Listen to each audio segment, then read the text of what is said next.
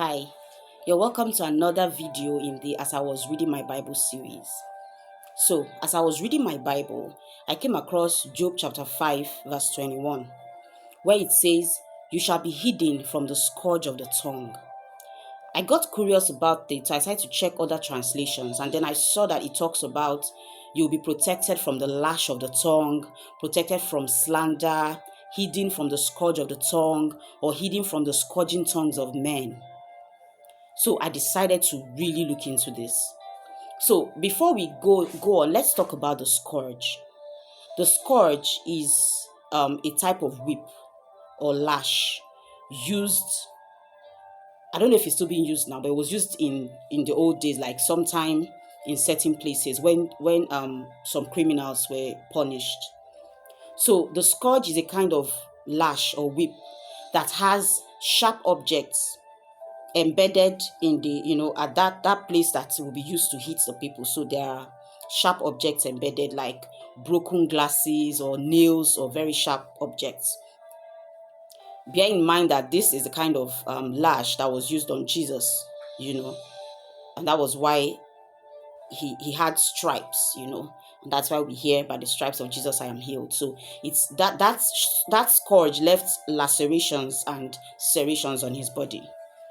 So I was amazed to think that the tongue can actually scourge someone. So, the scourging tongues of men, what does that mean? We know that the tongue cannot like literally scourge someone, right? Like on your body. So this means that it's talking about the heart. It's talking about our emotions, our inner man, right? So people can actually talk to you in a way that breaks you, that wounds you, that actually leaves injuries on you. But how do we move on from this? Because you can't control what people say. So let's establish that, right? People will always talk. People will always say things. You can't control what people say. They will always have opinions, and they will always say things that sting. Even your friends, your people who are close to you. So the real question is not, how do I stop people from talking? Because we know that that's not going to work. The real question then becomes, how do I get to a place where the scourge of the tongue, where the words, the slanders that people say, or the things, the hurtful things they say, how do I get to that place where they no longer wound me? So let's establish this. The real damage is not in what is being said. The real damage is in how you receive it and how you allow it to take root in you. Hebrews 12:15 says, "See to it that no root of bitterness springs up." So this means that things can happen and the result of it is bitterness and anger. And yet we know that bitterness and offense can taint our Christian walk, our spiritual life. Because offense is one of the quickest ways the devil gets Christians out of alignment. We know that Jesus says that he is the vine, we are the branches. So what the devil does is he always tries to get us out of alignment, right? And so we shift all the focus on people and what they've said and how they've hurt us. And so we are no more drawing strength and nourishment from the vine, from Jesus. So offense, bitterness is not something that we should permit and say, "Allow me feel the way I feel. You don't know what the person said to me."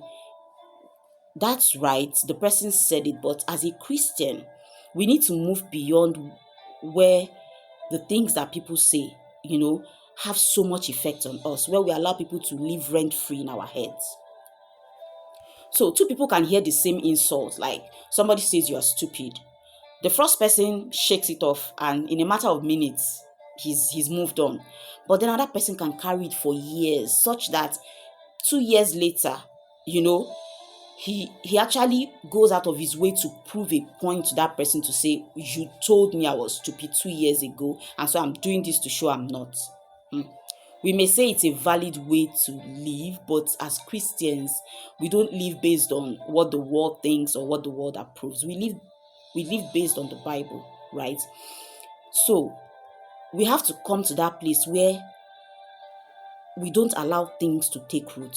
Things will always happen, right? We've established that you cannot control how people would react or say things to you, but you can control your perception or how you receive those things. So how do you get to this point where bitterness is no longer your reaction or what flows out of every insult or misunderstanding that occurs? So you have to get to that point where you stop personalizing everything. First of all, realize that those things the person said is more of a reflection on the person than you. It's more of how the person is and not you. So this tells us that you need to stop seeking validation from people. It's when you are always busy looking at what is this person thinking about me, that is when you're thinking that what somebody said is actually the way you are. Stop seeking validation from people. So stop personalizing everything. Secondly, don't store offense, because it will come. The Bible did not say, and I will remove the scourge of the tongue. It says you will be hidden. So it means it will come, but you don't have to receive it, right? Don't let it take root in you. So don't store offense. And one of the ways to do that is don't let the sun go down on your anger. We see that in Ephesians 4:26. So people do things to you and then you sit in it. You keep thinking, keep magnifying it. By the next day, your countenance is down, your spirit is down, your emotions are hurt, wounded, because you spent 24 hours marinating, ruminating on what that person said. So don't store it, right? And then the next thing is remove bitterness at its roots. So when somebody says something to you you don't like, instead of reacting or storing it up and then remembering every other time the person or other people have hurt you or said such things, just immediately uproot it. You uproot it by saying to yourself, what this person said is more of a reflection on them, not me.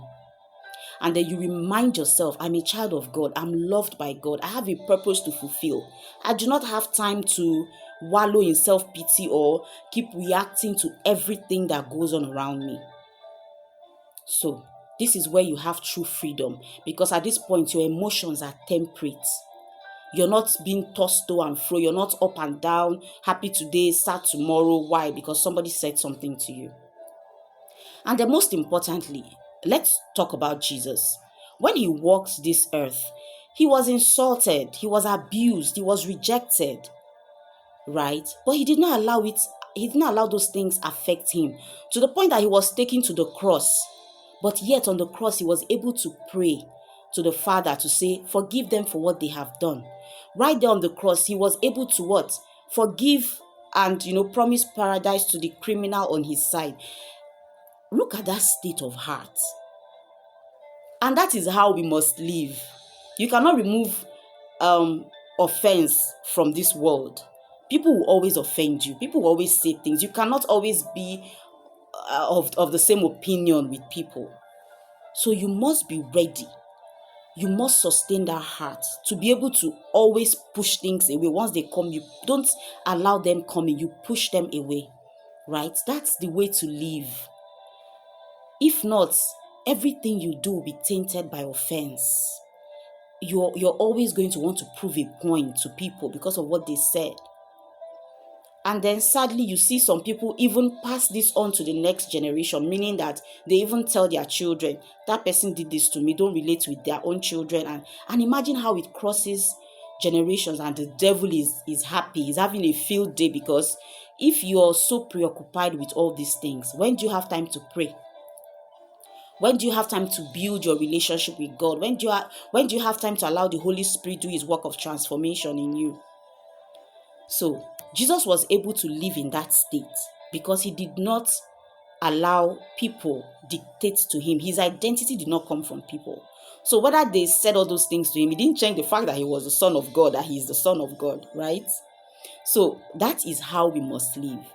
Remember, the goal is not to avoid people. The goal is not to say, nobody must speak to me anyhow. You cannot avoid it. So long as we are walking this earth, that will always happen. The goal is what? Let nothing spoken against me take root in me. I'll be hidden from the scourging tongues of men. So even when they speak, it bumps off you. It doesn't take root. And you will see how much blessed, your life will be. You will see how joyful your days will be, right? Because honestly, there are so much more things that we need to be doing than to sit and analyze and think about all the ways that people have offended us. So when you get to this place we are talking about, when you get to that state of your heart, of your mind, you hear the words, but they don't echo. They don't resonate with you because there is nothing about you in those words, right?